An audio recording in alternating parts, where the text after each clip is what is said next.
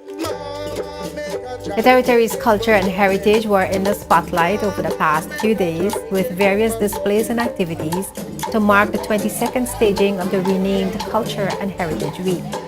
The activities unfolded mainly in schools throughout the territory, but Culture Minister Myron Walwyn is hoping that a bigger and better celebration will hit the streets and business places next year. At the launch of the week-long celebration held at the Central Administration Complex on Monday, the minister announced that the committee will be set up to help chart the way forward. Activities such as Culture and Heritage Week add to the development of such national pride, and that is why under our ministry, we'll be setting up a committee for the objective to find a greater opportunity to support and promote this week next year. While we will continue to use the week to highlight our culture, history, and heritage to the young people in our schools, next year we look forward to celebrating on a grander scale by asking more private sector partners and government departments to join us as we celebrate. Our hope is on each Friday of Culture and Heritage Week, we will, in our tongue, see residents beautifully dressed in our territorial wear, and our foods, music, and other cultural emblems given much more prominence. As we are also at the beginning of the tourism season, this can also serve as an opportunity to open the season in style, showcasing Virgin Islands style. Celebrating Virgin Islands culture and heritage through the arts, literacy, and language is the theme for the celebration of Virgin Islands Culture and Heritage Week, which was first observed in October 1994.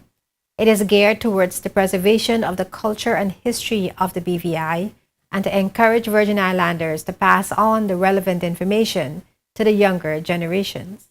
Minister Walwyn also noted that the usual Culture Week underwent a name change this year to also focus on the territory's heritage.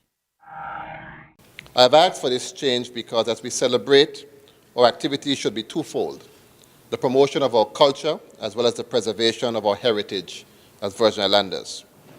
Culture in any society is dynamic and it evolves as time marches on.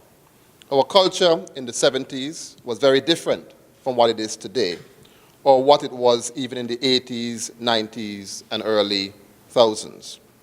With each new generation and influences on our island in the age of globalization, our culture will continue to evolve and we must embrace the new that is found in bands like Vibe and Razor Blades, just as we did with the bands of yesteryear, like Caribbean Ecstasy and the Lashing Dogs. Our heritage, on the other hand, is a constant reminder of who we are as a people. Our sayings, our cuisine, our way of life, art, music, and sense of self comes from a deep experience born from the struggles of our ancestors in Africa during slavery and the post-slavery decades. Our heritage is an expression of ways of living, developed by our people that has passed on from generation to generation, including our customs, our practices, our artistic expressions, our music, our writings, and most importantly, our values. Premier Dr. Dearlanda Smith, who also attended the launch of the Culture and Heritage Week, threw his support behind the name change and pledged his government's continued support for the promotion of culture and heritage.